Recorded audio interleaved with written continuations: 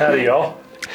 Will Herring and Cory Williams here today, coming to you from Denver, Colorado. We're just a little bit south in the Tech Center.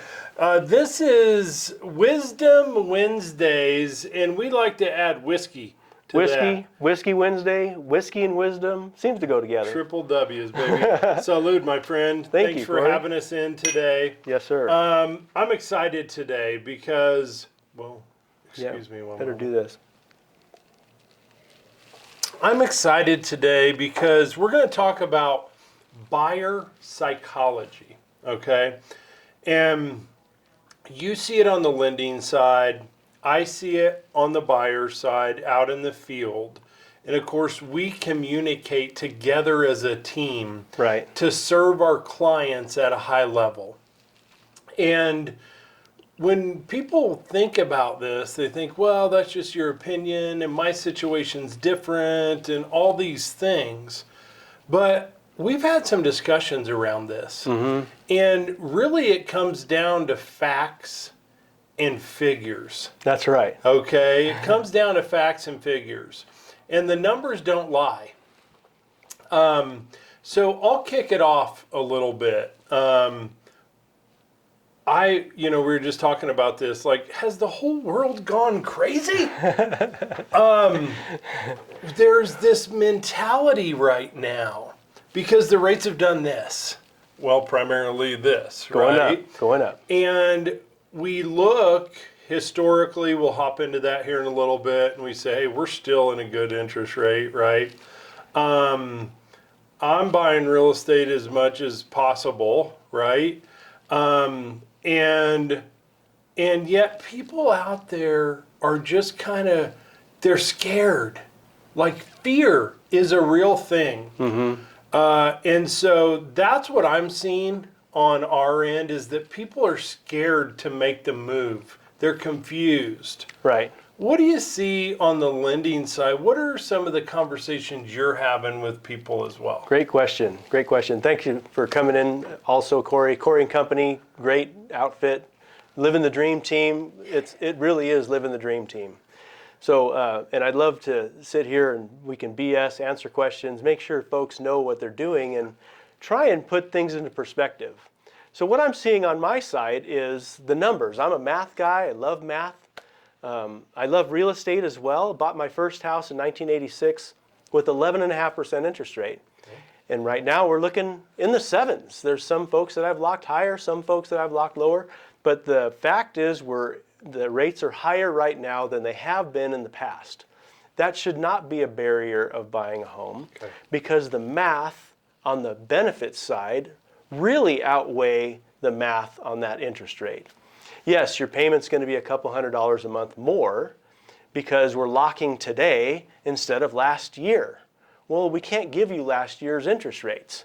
All we can deal with is what we have today. There's ways to make the payment much lower. There's ways to keep your interest rate lower. There's ways to get out of that loan. We like to say that you're marrying the house, but you're only dating your loan. You're only dating your mortgage because your mortgage is replaceable. As soon as that rate drops and you're saving a couple $100s a month, boom, we're going to do a free refinance for you. I don't charge my clients on those refinances. They're going to pay the third-party fees. They're going to pay the company, but they're going to get that free refinance from me if all they're trying to do is lower their rate. So when we put things into perspective, if they are paying $300 or $400 a month more buying their new house right now, and then I can refinance that client in 12 or 18 months, when you do that math, maybe they're going to spend $2,000 or $3,000 more owning that home for that first year or two. Okay. But if the house value goes up, when the house value goes up, great point. We're going to talk about that today, but keep going. Yeah, when and if the house value goes up, you're going to see the appreciation of that real estate pale in comparison to that small amount you're paying every month. Yeah. So, can I just rewind real quick? Because absolutely. Did you say that you will refinance people for free, no commission, out of your pocket to refinance people? I already have all your paperwork. I'm going to need new pay stubs, Maybe I'll need a driver's license if it gets expired. We're going to need a copy of your mortgage statement. I don't need that much from you guys. And the team will get paid. They'll get paid from the company overhead. So if you end up refinancing through me, I would love to help you with this. We're going to make sure that that impact is lessened on you from the rates going up in the last year or so. The bottom line is that we're so aligned as a team. We care about our clients and the long-term relationship, right? Not this deal or that deal, or get caught up in the commissions and things like that. We want to serve, and we want to make sure that we're serving you the best way that we can and earn your trust for life. That's our goal, and that's how we do business. And that's why we're so aligned in the way that we do business and the way we do life to a greater extent. We feel like we need to help. We want to help. We want people to understand what their own math looks like. So if you call Cory or if you call me, we're going to make sure that you know what your own math looks like on your home. Yeah. So when I said, like, my situation is different and things like that, like, let's find out. Like, we want to dive deeper with you. Okay. Spend that time together running through all the numbers. Let's run through the scenarios. Let's drive to different neighborhoods. Look at different school districts. Like, let's explore. And so that when you do make that decision, that you're 100% confident about it. Right. So we can customize a plan by zip code. So when you're looking at those addresses, we can determine what the historic appreciation of that area is, and we can also look at what that might mean for the future. Just because it happened in the past doesn't mean it's going to happen in the future, but I guarantee the past repeats itself.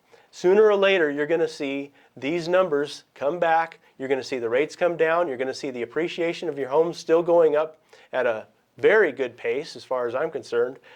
You're going to see where the math of owning your own home outweighs paying a little bit more for your mortgage today. Okay. So I'd like to cover 4 points today, okay? Because I have good news, good news, good news, and good news. Really? For you buying a house now instead of waiting until the spring, okay? Number one piece of good news, and we're going to back this up with statistical data.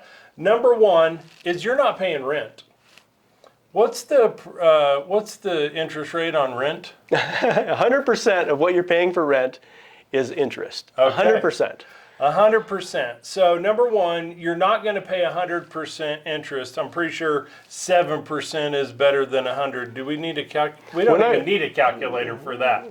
Okay. Number two, okay, you're going to gain equity. People are like, oh no, the prices are flattening. Oh man, there's a crash coming. But the numbers don't lie, okay? Right. We're in Denver, Colorado.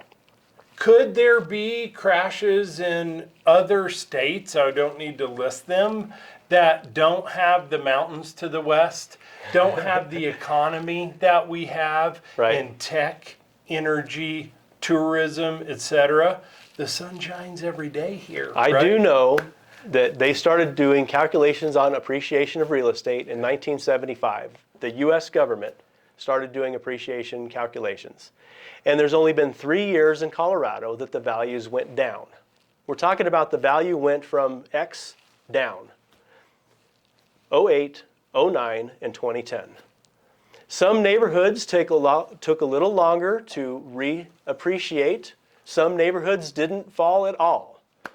And when you take Colorado as a whole, there's only 3 years where the values went down. I don't believe that the values will be going down in Denver. I believe that this leveling off, this flattening that Cory called, is more of a, instead of 13% per quarter, it's 3% per quarter or 2% per quarter. Well, there's 4 quarters in a year, and if we get lower by 2% for 4 quarters, you're still making 8%. Yeah. So before we get to the other 2 points, I would like to just speak with that, okay? And we're getting the tick down here on the time, but it's all good. We want to get this information out to you guys. So the bottom line is that if people are looking at buying now versus in the spring, right? And we see that nothing's a guarantee. Two guarantees, death and taxes. But the guarantee here is that you're going to have stability. You talked about this, like you can be in your home enjoying it, right? And doing the things that you love. Right. In addition to gaining equity, in addition to having a rate lock. The other two pieces are if the rates go up, you will have a 7% interest rate. That's good news. And if the rate goes down, my man's gonna refinance you commission free, okay? So those are the four pieces of good news. You're not paying 100% interest. You're gaining equity.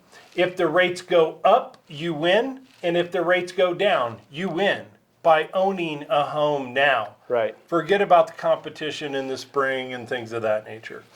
How about statistical data? We'd like to share some screenshots here. We'll put them up on the board for everybody to see here.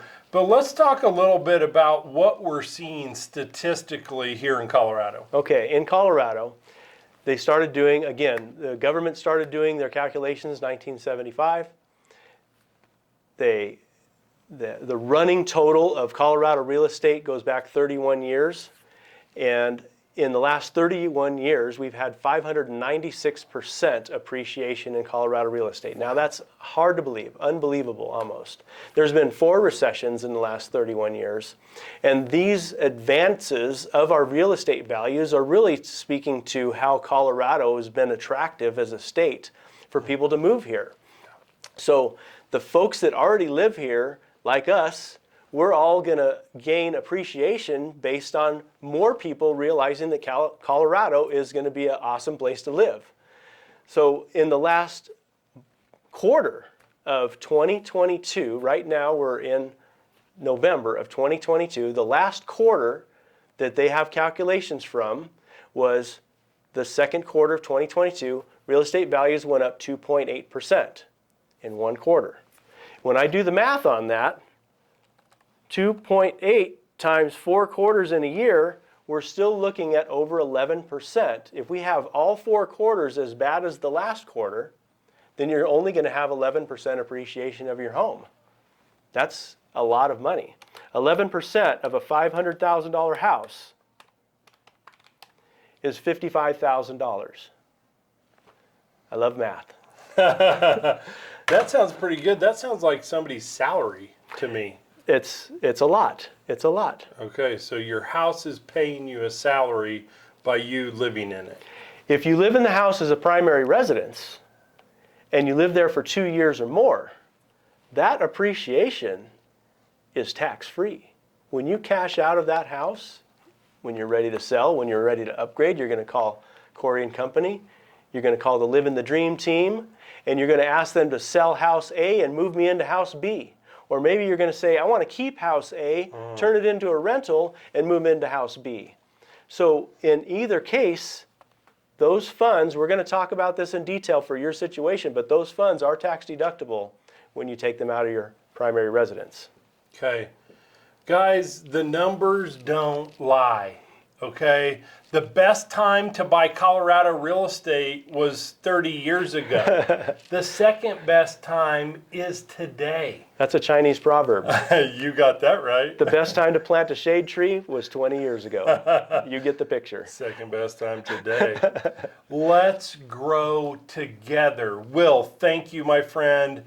Thank you, everybody, for tuning in today. We're the team that cares. We've got all the numbers, the statistics, and the know-how to advise you and get you in the perfect position for you and your family.